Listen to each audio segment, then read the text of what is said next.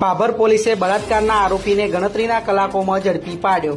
બાબર તાલુકાના ચચાસણા ગામનો સાહિલ માનાજી ઠાકોર નામના શખ્સે ગામની સગીરાને ખેતરમાં ભેંસોને ચારો નાખવા ગયેલ તે વખતે એકલતાનો લાભ લઈને બળજબરીથી સગીરા સાથે શરીર સંબંધ બાંધી તેના મોબાઈલ ફોનમાં બીભત્સ ફોટાઓ પાડીને બ્લેકમેલ કરી તેમજ તેના ભાઈઓને જાનથી મારી નાખવાની ધમકી આપી ભોગ બનનાર સાથે 6 થી 7 વાર મરજી વિરુદ્ધ બળાત્કાર ગુજારેલ।